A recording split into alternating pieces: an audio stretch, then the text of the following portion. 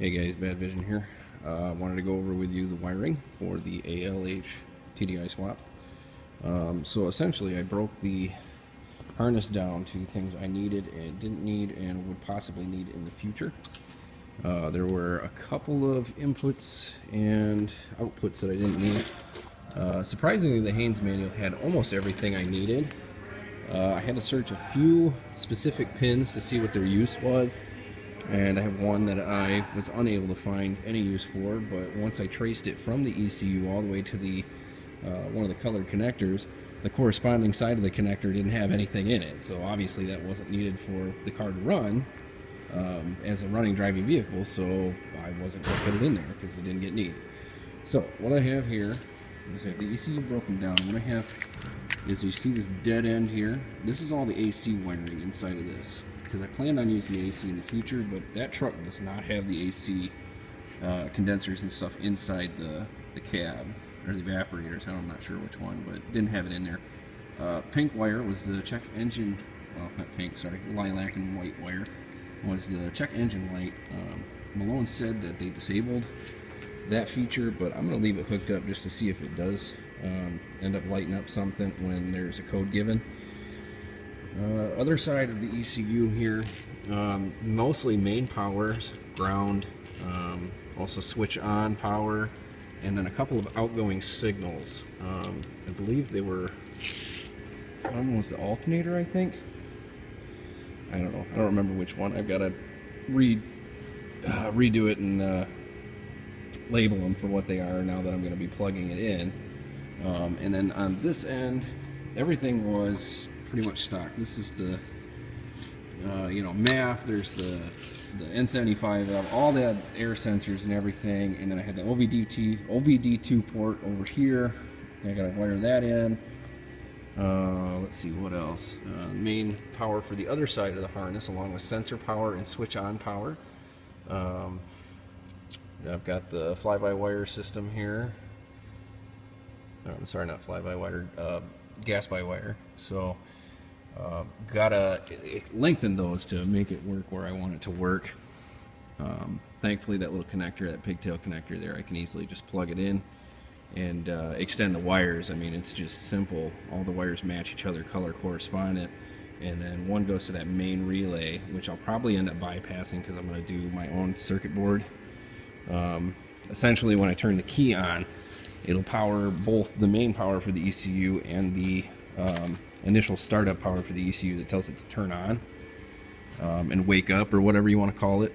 So I'll have that wired in. I've already got my fuse box mounted. I've got a main wire that already turns the entire unit on when the key gets switched on. Somebody had cut the starter wire, so I ended up having to do that, make a soldered weld there so I can use the starter for the factory Toyota. I got a couple of little green plugs here. I'm not sure what they are, but I spliced into one for power on. Obviously it was just a full 12 volts once the key was on, so that's all I needed for my ECU system, was to just fire that up. I'm probably going to end up building a nice box here which houses the ECU inside with a water seal, and then on top of it will be the air intake from the turbo. So I did a little finagling. I don't know if you guys haven't kept up with my thread on Toyota4runner.org, but I was able to make the power steering work in its factory location just by cutting half the bolt head out and taking one full bolt out and re-drilling, so that way it kind of arc this up closer to the hydraulic tensioner here, and you can see that is super tight, but both of these don't really move, so I'm hoping that's going to be good enough. If not, I'll end up going over here and making a bracket and welding on a V-pulley, or drilling on a V-pulley to the harmonic balancer. A lot of guys do that, but like I said, I wanted to make this as stock as possible, and this modification can be done with just a drill.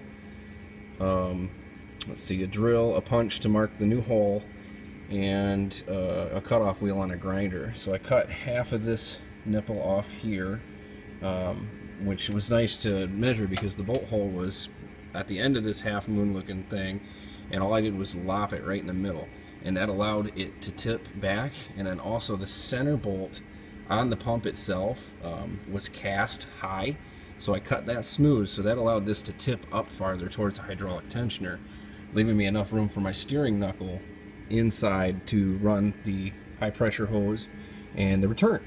So easy enough, or I'm sorry, the feed. Easy enough, no problem. I did get the air pump away from the firewall. I had to cut my bracket back. Get out of the way, hose. I had to cut my bracket back and go 1.5 inches forward.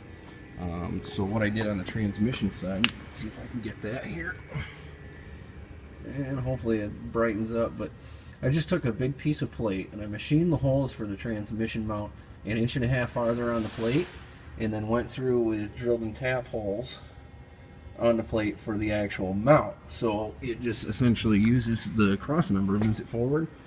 I would recommend, if you have the ability, just to make a new cross member, for the essence of time and how much thinking was involved in getting that whole thing worked out so it would sit flush and be almost in the stock location. Really wasn't worth it. So just build a new cross member. It's easy enough to make out of plate steel. This shifter, now with 1.5 inches forward, I was awful close to hitting the dash here. So what I ended up doing was taking this, putting it in a vise, and bending it back a hair. And just by bending it just that little bit, gave me exactly where I need. I'm probably going to end up making an extension of this, just because this is kind of awkward for me. I'm a tall guy, and that shifter's way down there. So yeah, I'm gonna build a little custom plate, something to seal this off good. The previous owner had cut some of the tranny tunnel out already, so I'm gonna have to try and figure that out, but that's not essential right now. So yeah, so that's it. That is everything as of now. Yeah, these hoses right here, this turnout tube, not 100% sure, I haven't gone through the cooling system and routing. This was actually hitting the clutch slave cylinder hose clip here. So all I did was just took it and bent it, and then I ran a reamer down the center to hollow out the hose, because once you bend it, it flattens. So just got to open it up again with that reamer. And yeah, I left myself just enough room to run some hosing for whatever it takes. Contemplating the EGR delete. If not, I'll probably just end up bending this back too. Yeah, so the goal is now to wire in the ECU, test it. I have apparently no Toyota starter in all my parts piles, so I've got to go source one of those. I'm probably going to try and find a used one, so if I blow it up, you know, doing rotating and rotating, I'm not going to be, you know, sad about it. But yeah, so yeah, plumb it, wire it, and hopefully start it. I want to see this thing run. So before that, I'll have to build a gas tank, but I'll probably just run it out of a gas can for now, just to, you know, make sure everything works and that I've wired it correctly. But I'll let you know how it goes.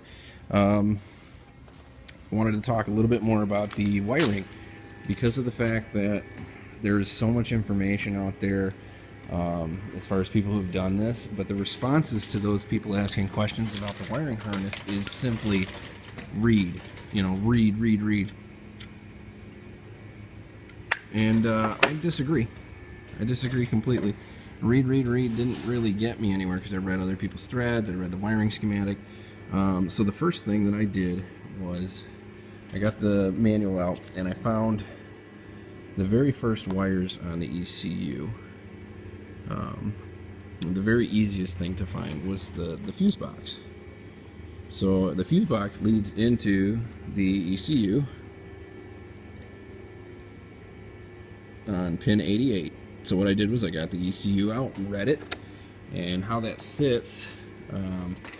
Yeah, nobody had a really good picture of it, but the numbers are in there, very small, micro printed, and they're hard to tell, but they go in different direction than you would think.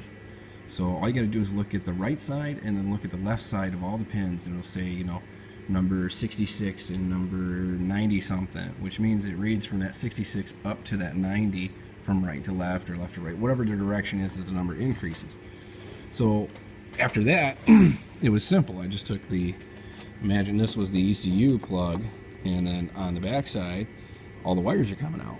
So I just had the ECU sitting right here, and I looked at the pin number, and it said, you know, it's pin 66. So I went on the back side, found pin 66 where it correlated to. It gave me a color, and then I would know the pin 66. You know, I've got to find it. Yeah, okay, let's go 65 because I know that one's right there. So pin 65, and I checked it, and it was a white wire with a green stripe, or yellow stripe.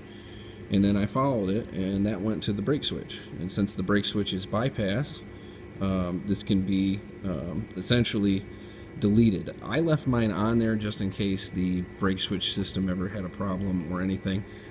This circuit is normally open on, or normally closed. So once it's open, am I reading that right? Normally open, normally closed? I don't know. Whatever which one, I can either wire it in or disconnect completely. So either I wire the two ends together and bypass the switch itself, which would make it closed, or yeah, I don't remember which one, but it basically will tell it that the brake is on. And then, you know, I can figure out something that way, or wire it into the Toyota brake switch. It doesn't matter. I've left the wires on there, so if anything comes in problem, I can go back to that. So instead of cutting it out, I left it in there, but I put it into that loom piece that was left over with the AC. So I just got to open that up and dig it out if I need it. So anyway, guys, if you have any questions on the wiring, please feel free to ask. It really wasn't that difficult. Not worth sending it to, you know, Fast Forward, whatever his name is, you know, paying $700, $800, $900 to $1,000 to have the wiring done. It's really not worth it. You may not be wiring inclined, but this was really easy. Once you started from one location and moved on, I mean, that was the easiest way to start. Was just find one sensor or one item that you know what it is and trace the wires back, and then you'll start to correlate how it works and easily put it together. You know, some guys use the factory relays, the factory power boxes, like this over here. Oh my gosh, my shop is a mess. I'm not going to use it. I'm not going to use it. I know what the fuses take, what each one of the wires is required, 30 amp, 10 amp, 50 amp, whatever it is. I know what they are because I got the book. So I'm just going to wire them in my own, so that way, like I said, turn the key, everything turns on. As soon as I turn the key farther, the Toyota starter is going to start rotating the engine. The ECU is going to pick up on the idea, hey, the engine's rotating, I better do my job. As soon as that happens, boom, wires up and runs. And since the throttle's all controlled by the electronic throttle cable, it tells it what to do. Easy as that. Well, if you guys have any questions, let me know. Otherwise, hopefully the next video will be of either starting or running it, or maybe some plumbing, just to get around some of the odd ins and outs. Otherwise, yeah, I'll talk to you then, guys.